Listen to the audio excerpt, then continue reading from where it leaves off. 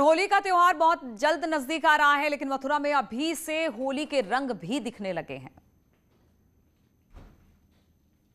मथुरा में होली की रौनक देखते ही बन रही है। गोकुल के गुरु शरणानंद जी के रमण रेती आश्रम में पारंपरिक होली खेली गई। इस मौके पर कृष्ण लीलाओं के मंचन के साथ ही गुलाब, गेंदा और टेसू के 2 मन फूलों से भक्तों और संतों ने होली खेली। ये तस्वीर बहुत खास है। हर साल की तरह इस बार भी फूलों की होली लोगों को अपनी ओर आकर्षित करती दिखी।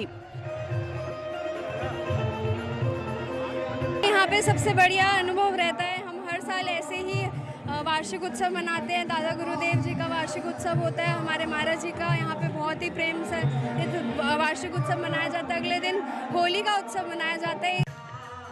हर साल होने वाली होली में देश और विदेश से लाखों की संख्या में श्रद्धालु यहाँ शामिल होते हैं, क्योंकि मथुरा की होली अपने आप में बहुत खास है। इस त्योहार के अलग अलग रंग यहाँ पर दिखाई देते हैं और लोग इस मौके पर होली का जमकर लुत्फ उठाते। और मुख्यमंत्री योगी बोल रहे हैं, आइए सुनते हैं उनको।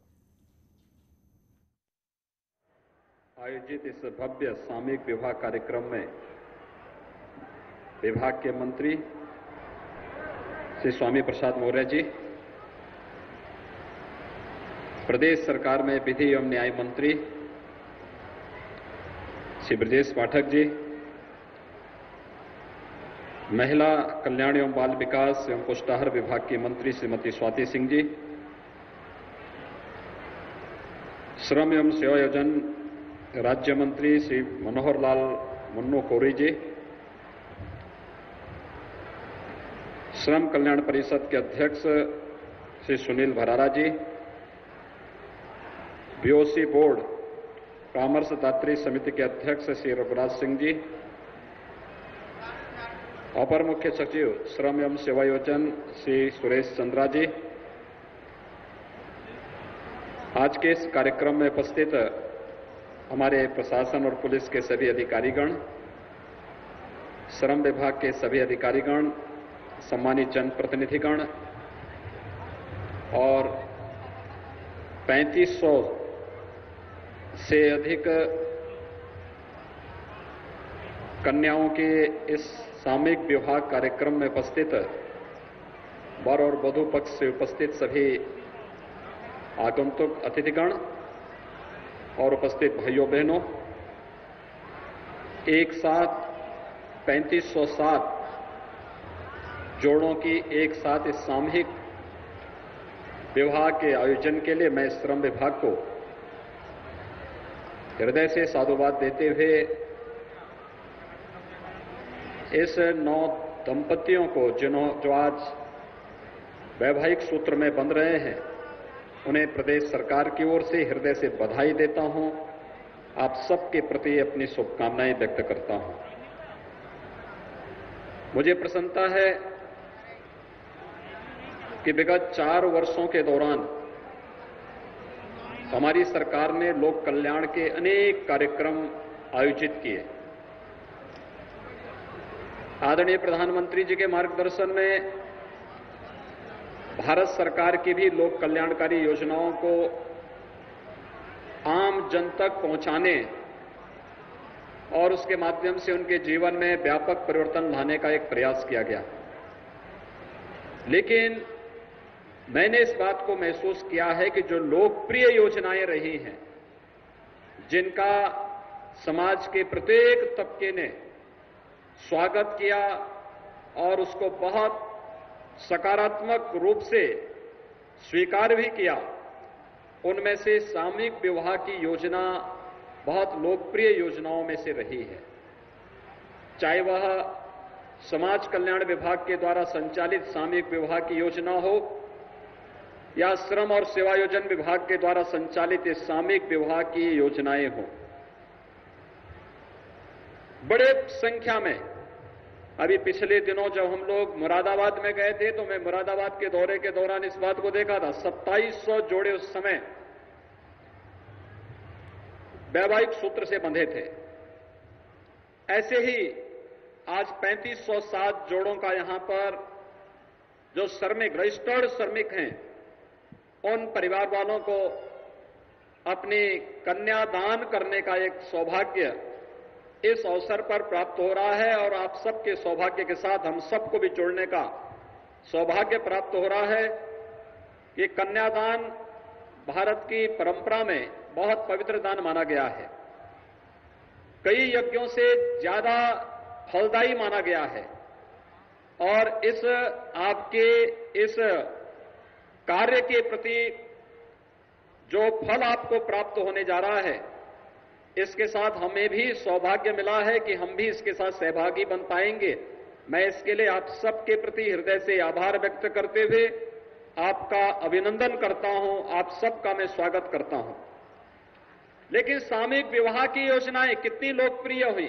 मुझे याद है जब मैंने समाज कल्याण विभाग के द्वारा गरीब कन्याओं की शादी के लिए सामूहिक विवाह की योजना लागू की थी, हमने उसमें ये कहा था कि कोई भी जाति की कन्या है, अगर सामूहिक विवाह के उस आयोजन के साथ वह परिवार सहमत है तो सरकार इसमें पूरा सहयोग करेगी, पूरा उसमें खर्चा उठाएगी।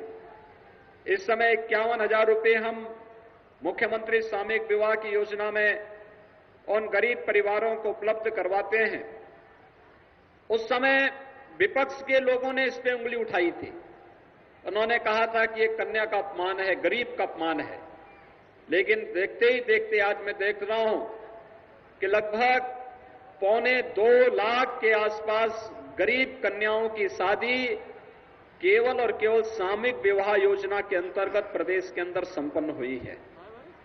और ऐसे ही श्रम विभाग के द्वारा जो आयोजन सामूहिक विवाह के आयोजित किए जा रहे हैं, इसमें भी काफी बड़ी संख्या में ये आयोजन प्रदेश के अंदर अलग अलग स्थानों पर, कभी मिर्जापुर में, कभी आगरा में, कभी अलीगढ़ में, कभी मुरादाबाद में, कभी गोरखपुर में और आज प्रदेश की राजधानी लखनऊ में 3507 जोड़े वैवाहिक सूत्र के साथ बंध करके अपने एक नए जीवन की शुरुआत कर रहे हैं।